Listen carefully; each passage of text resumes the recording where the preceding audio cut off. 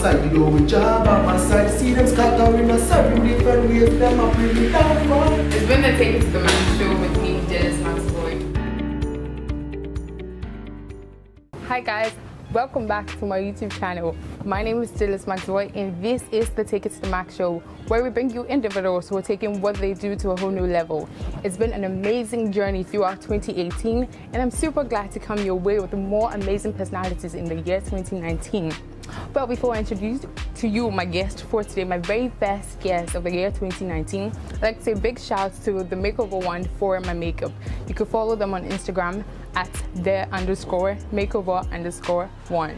But ladies and gentlemen, my guest for today is an interesting personality, and I'm not gonna lie, you are going to find out right here on this show, so don't go nowhere. If you're not subscribed to this channel, this might be a perfect time to subscribe. So before I introduce to you my guest, my very first guest for the year 2019, I'd like you to go follow @makeover_one on Instagram. She put together my beautiful makeup, and I mean, if you want a face beat, a perfect look for any occasion, I think you should DM her. She's got the best for you. But my guest for today is a fashion blogger and stylist. She goes by the name Gifling Amor. We're going to be getting interactive with her, and we're definitely going to have to know how she transformed from this to this in 13 years. Gifling Amor, it's great to have you on the show. Hi. How have you been doing? I mean, you look really, really beautiful. We see a lot of this look on your Instagram page. Yeah. If you're not following her, you should follow her At LaVanita GH. LaVanita. LaVanita. So LaVanita happens to be the brand. Yeah. Okay.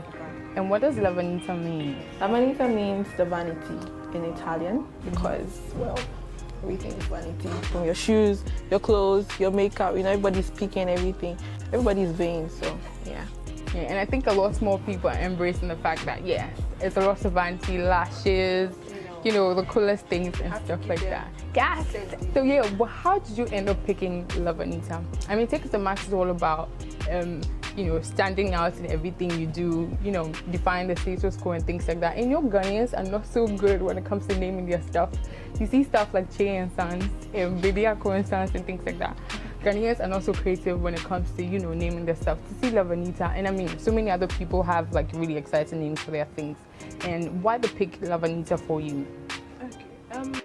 It comes from a personal perspective for me because I keep telling people that when you look at me today and then you look at where I was, like even 5 years ago, it's like you're seeing two different people, but it's not two different people. It's like it's the same person because I made a conscious effort to get to where I am today. Exactly, like growing up, I did not know anything about style. I can't even remember what my mom would wear to like a party or anything because I wasn't conscious about it. I'm like, okay, she's just wearing her thing as my mom, so yeah. And I'm just wearing my thing as whatever it is I want to wear because I didn't have a big sister to like look after me and tell me, oh, you have to wear this or you have to wear that. And my mom is a working mom. She doesn't have time to sit you down and tell you, you don't wear pink with purple. So like, yeah, so. You don't wear pink with purple? Oh, well, now you can, but then you couldn't, yeah. So I didn't have that, I don't know how to put it, but like that education about putting yourself in a better place, you know. So I just grew up like taking a day as it comes, and I wasn't the typical nice kid in school, you know, that kid, but oh, you're so cute. You wouldn't even notice me. You wouldn't even notice me in school, and I used to be like the kid that everybody wants to bully, you know, because I didn't have a voice of my own. I couldn't talk. You know, I wanted to be in the corner every time. I wanted to like let the earth just swallow me, and then when it's time to sleep, I'll come out. Like that was just how my life was. I was like, I don't want to say nobody, but I just wasn't out there all the time. Yeah. So when we relocated to Ghana from Nigeria, things got a little worse for me because, I mean, you're coming from somewhere that everything is different. And there was this one time I called my teacher uncle in class in Ghana. And this is something that in Nigeria we do and it's fine. And everybody was laughing at me, and I was like, oh my God, I just became the laughing stock, like the new kid. And everybody's looking at me and like, that's the girl that calls the teacher uncle. You know, so I had to learn how not to call them uncle. Nobody was willing to tell me that, oh, you don't call them uncle, you have to say that Mr. Daniel or Sir, whatever. And I had to learn on my own, you get it? So every time I don't know, I just made this conscious effort to like try and see how best to balance my life, because I wasn't ready to let go of the fact that I was a Nigerian. I mean, I'm coming from a beautiful place. Nigeria is like such a wonderful place. I still have family and friends there. I visit all of the time, and Ghana is very okay. At that time, it was okay for me, even though I hated it. It was okay, and I just wanted to balance my life. So I got researching. I got teaching myself, since nobody's going to teach me. Did you use the internet? Yes, I used the internet. And at that time, the internet was not as easily accessible. Exactly, so I was just about asking. Yes, I used to skip classes and go to the cafe or sometimes. And my dad would catch me and he would be like, are you supposed to be in school? Why are you in the cafe? All those things. And I'm like, I was just very mad, because why didn't you tell me that I'm coming from a dark place house, you know? So I just made that conscious effort to make the change. And I realized that, man, in the end, this whole thing is like, it's just about you being vain. It's just about you just like yourself too much to the extent that you're ready to do anything. Anything, but not everything, you know? So you're ready to do anything to look good. Like, this whole thing is just vain. I'm like, this vain life. So it's just something I kept saying, this vain life, every time. So when I started my blog, I wanted to give it a name that would relate to myself, because I wanted to put my story out there for people to learn from, or to whatever it is, to digest. So I thought about it, I'm like, well, Italian is a little exotic. Since I'm trying to be exotic, let's go there. So that was how it came about. It's a beautiful name, and I'm glad to know it comes like from a personal perspective. It makes everything beautiful when you can feel the person's presence in what they do. It's amazing. So, talking about your grooming, coming to Ghana and having to learn, since you grew up in Nigeria, I think it was relatively easy. But thinking about learning, like how fast individuals learn when it comes to like being in Nigeria and being in Ghana, what do you think? Was it easier for you in Nigeria than in Ghana? No, it has never been easy. It's still not. Because even when I had to learn that I'm a girl and not a boy, and I should be wearing more skirts and not trousers. Oh, so you went through the tomboy phase? Yes, I was like, I used to wear my brother's clothes. I used to wear a lot of hand-me-downs. So I wear them just as it comes. I did not know that you cannot wear skirts with this shoe, or you can't, you know. So I had to learn that, okay, I'm a girl. It's okay to wear straight dresses. And then after learning to wear straight dresses, I have to then realize that my body doesn't suit certain straight dresses. And then every time we have new things coming up. So the learning really doesn't end. You have to be aware of the trend and then be sure that those trends will suit you. You don't just jump into them. So every day is a learning process. It's never an easy thing. So did you have to completely throw away like your Nigerian experience, your Nigerian grooming and everything to adjust to the Ghanaian way of living? No, I've never had to throw my Nigerian whatever. I still speak my local dialect. I'm still able to speak Pidgin when I can. I'm still able to, you know, when I go to Nigeria, I'm able to conform to what is there. And how often do you go there? I go as often as I can. Yeah, I'm able to, you know, relate to both places. Even though sometimes when I go to Nigeria, you don't look Nigerian. I'm like, how do I look? And they're like, no, you're not from Nigeria. So I felt the Nigerian accent. They're like, no, you're not from Nigeria. I'm like, I beg, I'm from here. So like, you know, because it's to my advantage. And then when I come to Ghana, people are like, you don't look Ghanaian. I'm like, how do I look like? I'm like, my name is Giflin Amwa. Amwa is Ghanaian. Like, so I just make the best of both worlds and I fuse it. So like I see the application of both worlds in your sense of fashion. Is it a deliberate attempt, or is just like you feel it so you do it, or is it a trend so you do it? No, this is me. Like I said, I'm not going to throw away where I came from. I'm not going to deny that I'm a Ghanaian. I just have to find the right balance for myself, and this is it. So, and even though I was not conscious about what my mom used to wear and everything, when I started to learn, I then started to, you know, observe her and everything. And I learned a couple of things from her. And there are some things that I just like. Naturally. I don't know, but it's just about finding the right balance for myself. I think I like both worlds. There are certain things that Nigeria has taught me I'm never going to throw away, and there are certain things Ghana has taught me I'm never going to throw away. So it's just finding the balance. Yeah, so it's not like a conscious effort, oh, I want to look both Ghanaian and Nigerian. It's just like feels. It's just. When did you finally take that step of wanting to be a fashion stylist? When did you take that step? Did you happen to do something in high school or the university that was related to fashion or anything of the sort? No, I did not do anything related to fashion. Nothing at all. Nothing at all. Even I didn't even used to do choreography in school. Like, wait a minute. You sketch. You do all of those sketches yourself. Yeah, I do. And you did nothing related to fashion. No, I did not. I learned every single thing. Yes, because the journey started from when I went to Legon. I think Legon really exposed me to what the world was. So I got there with what I thought was, the in girl and everything. I got there and I'm like, I'm not in. I'm not in. So I started to learn. So when my friends are doing something, I learned tree the same way when I went to high school. People used to speak tree all the time. I don't understand tree. Like, you don't understand tree, then get out of my sight. That kind of thing. So I had to learn. Yes, I would just ask my friend, okay, what's this? What's that? What's this? What's that? So that was how I learned. What was the very first word you learned? I know people play pranks and then teach you the wrong things. What's the very first word? I know it was an insult. I think it was Kwasi or something. Yeah. I used to say all the time, and we were like, "No, you need to take a chill pill on that word, or you're going to lose a tooth if you don't." Yeah. So that was the first word I learned, and yeah. So in Legon, I was privileged to meet a couple of people because, should I be saying this? But I had this boyfriend that was like. Why can't you say it? Of course you can. Personal life. I don't want him to think I still think about him. I don't. So, but he played a major role. I mean, he did not. No, he did not play any major role. But my point with him was that I was able to meet people when I was with him. Not that he introduced me to them or anything, but I was able to leave my circle of friends that were a little limiting, and then be able to meet people who were like up there. So I was able to learn ahead, kind of. Yeah, so that was it.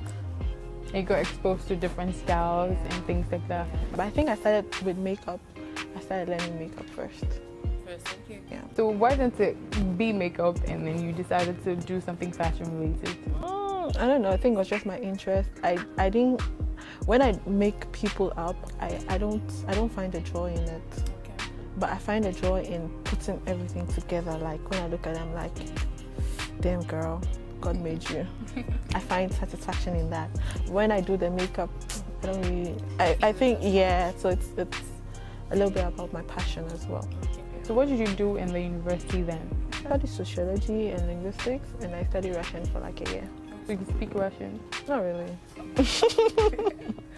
Like you just decided to throw away sociology, throw away like whatever you did, and then start with your passion, or you had to throwing it away. For a while. I'm not throwing it away. Okay.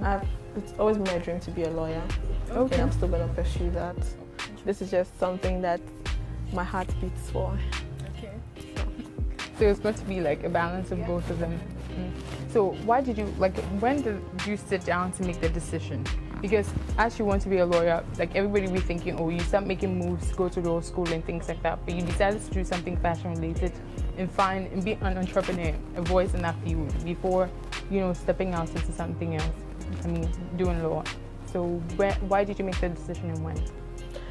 I made a decision right before I left university because it was amazing how people used to approach me and be like, oh, did you do your makeup yourself?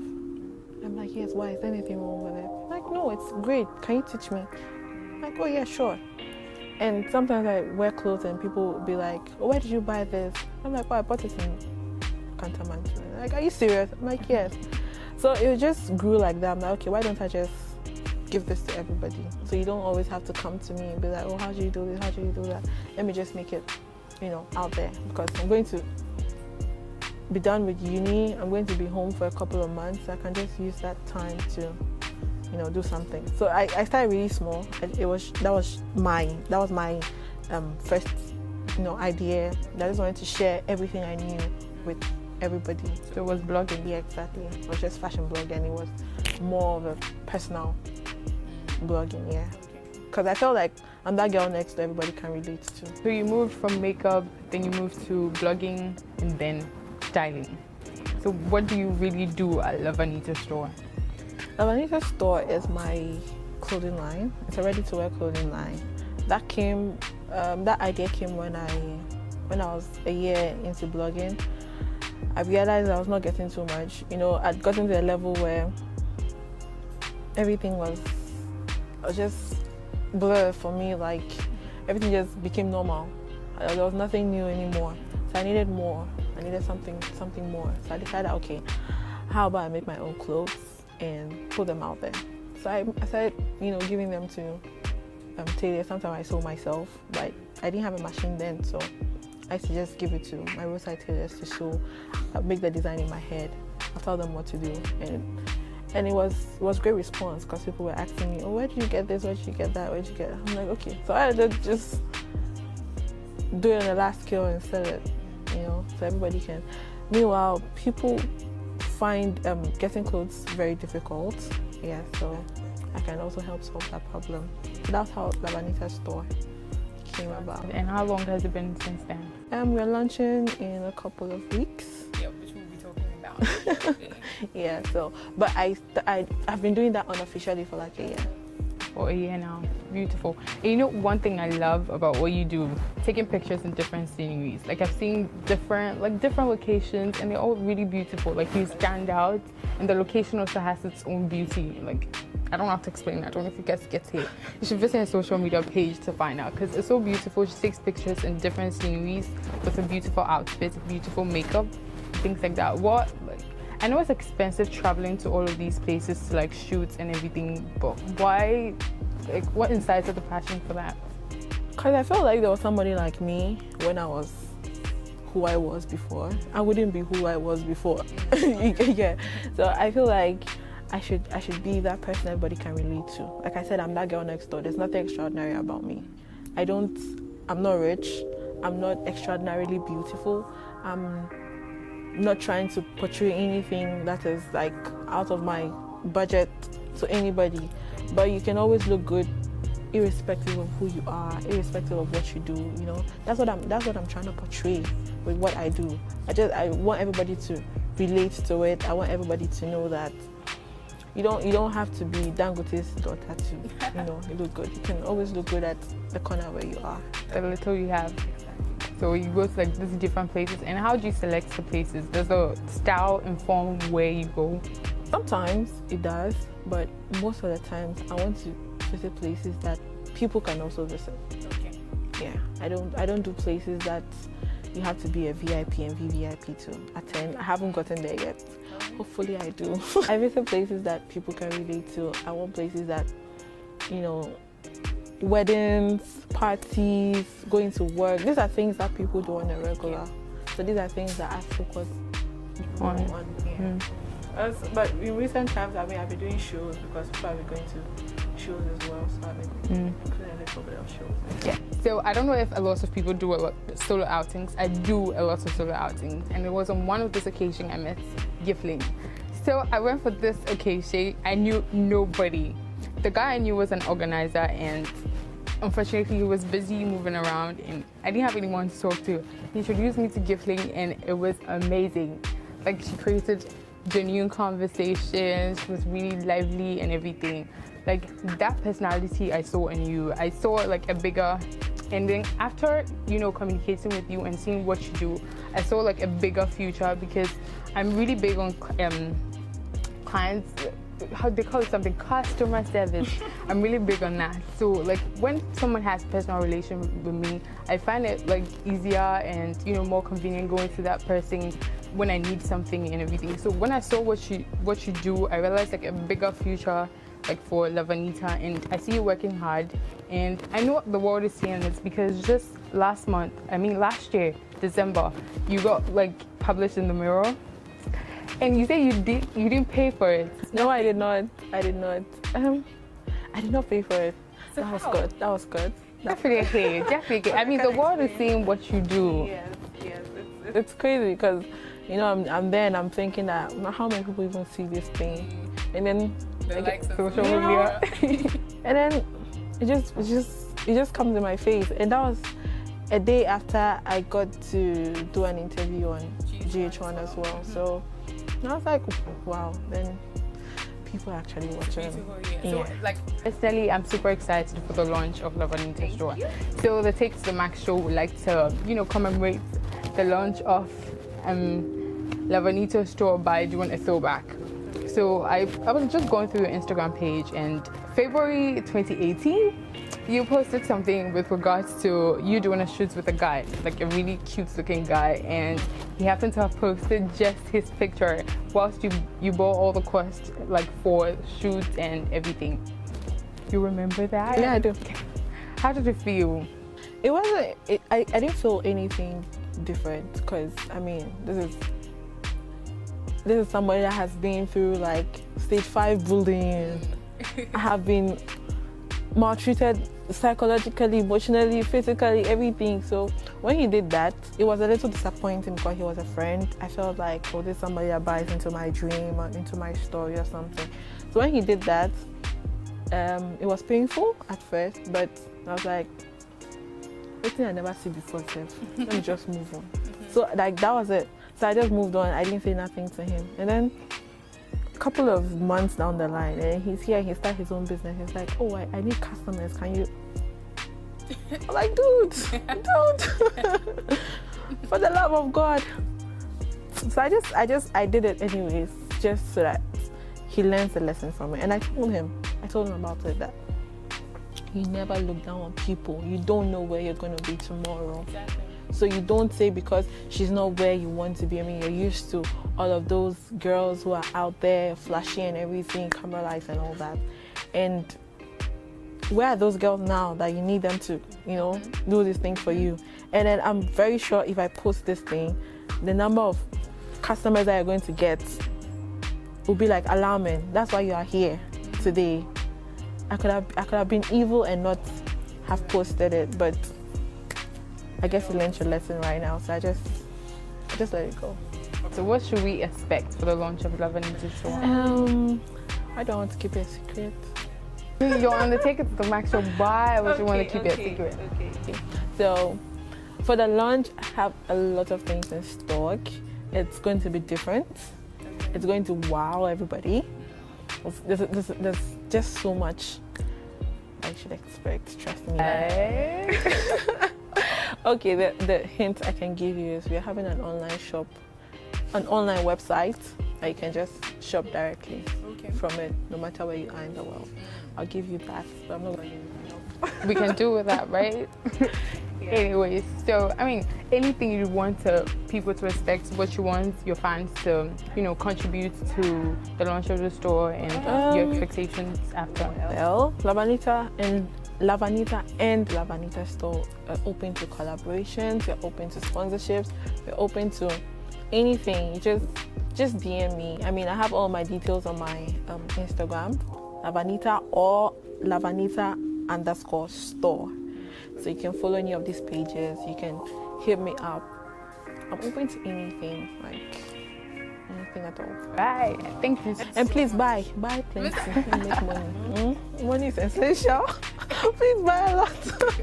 Yes, and tell your friends and their families and everybody. Yeah. Thank you so much for coming on the show. It's been super great having you. Thank you. Right, guys, that brings us to the end of this episode of the Take It to the Max show. So it's exciting having these interactions with individuals who are going out and fulfilling their dreams. But I'm going to say a big shout out to the production team. They know themselves. They've been super amazing and very helpful. Big shout out to you guys for this beautiful set. I'd like to say big shouts to Maud's Finest inside East Legon, opposite the Shell filling station. They have amazing clothes. They have amazing heels, bags, shoes, super amazing things. If you happen to find yourself in East Legon, this is definitely the place to be if you're looking for bags, shoes, clothes, jewelry, So to find out what they have in stock, visit their social media platform on Instagram at modshizzo. See you on my next episode.